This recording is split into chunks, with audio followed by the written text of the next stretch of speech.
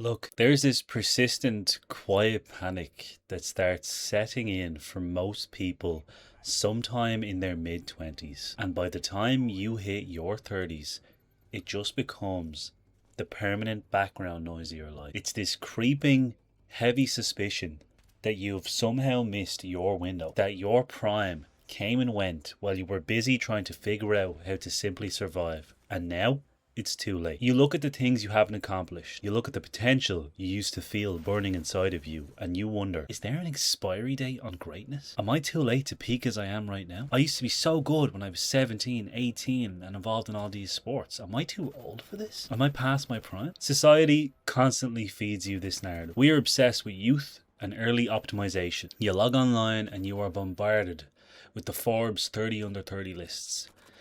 The 22-year-old tech millionaires, the teenage prodigies on TikTok. We've been sold this incredibly toxic artificial timeline that says if you haven't secured your career, bought your house, found your life partner, and realized your ultimate potential by a specific arbitrary age, you are effectively washed up. You are a cautionary tale. Let me just say what we're all thinking out loud for a minute. The concept of peaking early is a scam, designed for an economy and a social contract that no longer exists. You're trying to hit societal milestones that were priced for a world 30 years ago. Of course you feel behind. You're exhausted from running a rat race where the finish line gets moved back 5 miles every single day, where housing is locked behind a generational paywall, and where baseline survival requires the energy of 3 side hustles. You haven't missed your prime. You've just been too busy trying not to drown in a system that is fundamentally rigged. And yet, because we feel so beaten down by the present, we do something incredibly destructive. We start looking backward. We start obsessing over who we used to be. We try to time travel. Think about what just happened a couple of weeks ago. It's sort of the idea that gave me the idea for this video. July 2026, Conor McGregor makes his long-awaited return to the octagon at UFC 329 against Max Holloway. This was the comeback of all comebacks. The hype was astronomical. Everyone was waiting for the return of the 2016 double champ, the absolute peak of mixed martial arts royalty. Even after he broke his leg, and even after he got that toe injury and was supposed to come back against Michael Chandler, we were hyped. And what happened? 69 seconds of the first round, he throws a jumping roundhouse kick, lands awkwardly, and his knee completely buckles. A torn ACL and meniscus. Fight over. The immediate aftermath was brutal. McGregor went online and wrote, "I am beyond dark here. I can only describe it as hell." And the online discourse? It was entirely merciless. People were laughing. They said he was done. They said his mental state was completely shot, that he lost his mind, and his erratic behaviour over the last 5 years was all leading to this inevitable, embarrassing collapse. They said he was nervous walk. This was a McGregor they didn't even recognise.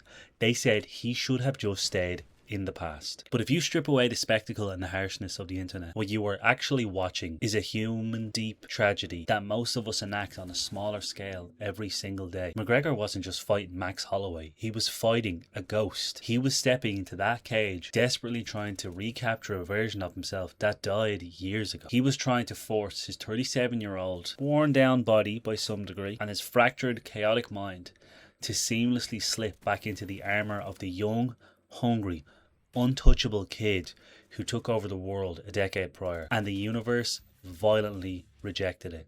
His own body rejected it. We all do this. When we feel exhausted by the present, when we feel like we are failing, we try to regress. We try to recapture past greatness. We think, if I could just get back to how I felt in college, or if I could just find that motivation I had 5 years ago, everything would be fine. We try to wear the armour of the person we used to be, and we wonder why it doesn't fit anymore, why it feels so unbelievably heavy, and why our metaphorical knees keep giving out under the weight of it. You cannot go backward. The old you is never coming back, and honestly, that is profoundly a good thing. This brings us to the concept of the alter ego, and how we actually survive and adapt in a world that demands constant evolution. Why was McGregor so successful in the first place?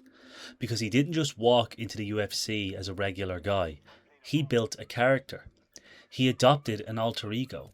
He created Mystic Mac, this brash, hyper-confident, untouchable persona. And when he stepped into the cage, he wasn't carrying the anxieties of a plumber from Dublin.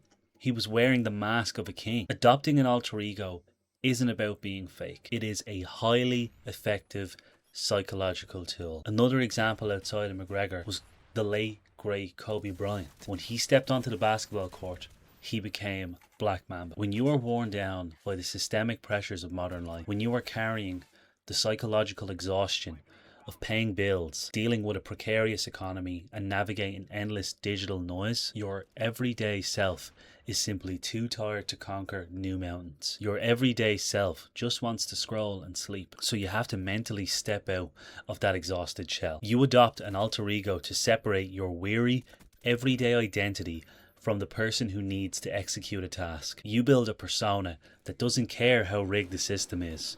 A persona that is ruthlessly focused on the present moment. You create a psychological buffer between the heavy reality of the world and the actions you need to take today. But here's the critical part. The part where McGregor failed and where we often fail. You cannot adopt an old alter ego. You have to adapt to the reality of the situation you are in right now. You cannot stay stagnant. You cannot repeat the exact same loops you were running 5 or 10 years ago and expect a different result.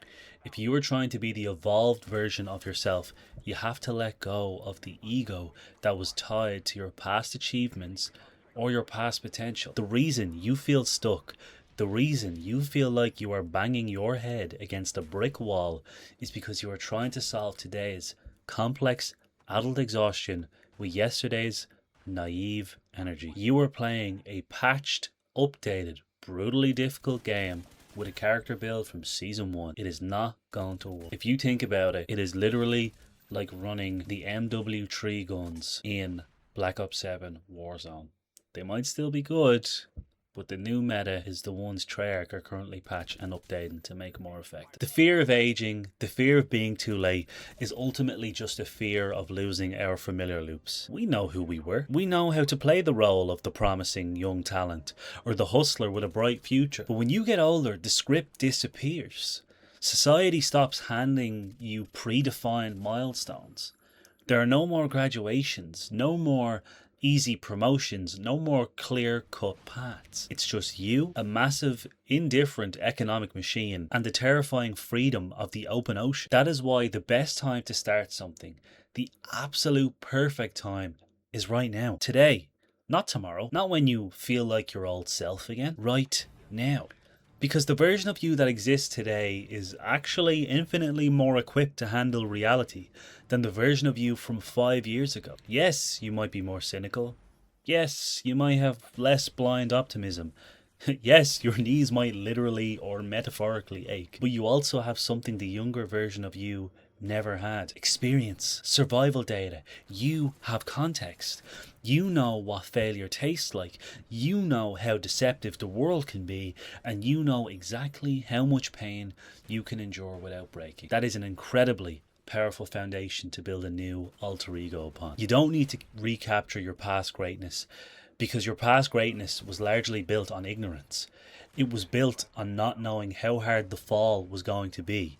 Now you know. And choosing to step back into the arena, choosing to pursue something new, choosing to build a life on your own terms, knowing how hard it is, that requires a level of quiet, grounded power that the younger you couldn't even comprehend. Stop letting a broken society dictate when your prime is supposed to happen. Your prime is not a fixed date on a calendar that you missed while you were busy trying to keep your head above water. Your prime is when you want it to be. It's a decision. It is the exact moment you decide to stop looking over your shoulder, stop mourning the ghost of who you were supposed to be, and start fiercely defending the person you are right now. If you're coming home after a long day, staring at a screen, feeling that heavy, weary ache in your chest, feeling like time is slipping through your fingers, I want you to take a deep breath and give yourself some grace. You aren't failing, you're adapting. The transition from who you were to who you need to become is always painful. It always feels like a loss. It always feels dark. Just like McGregor said in that post. There's a meme I always think of when I say things like this, and it's the road to hell feels like heaven, and the road to heaven feels like hell. But you cannot stay in the dark. You cannot go back to the light you left behind. You have to strike a new match. So drop the heavy armor of your past. Stop blaming yourself for not hitting milestones that were an illusion to begin with. Adopt a new mindset. Build a new alter ego that fits the reality of today. And start moving forward. The game has changed. The rules are different and the old you is gone. And honestly, good riddance. The new you is going to be so much better. Take it easy on yourself. Get some rest.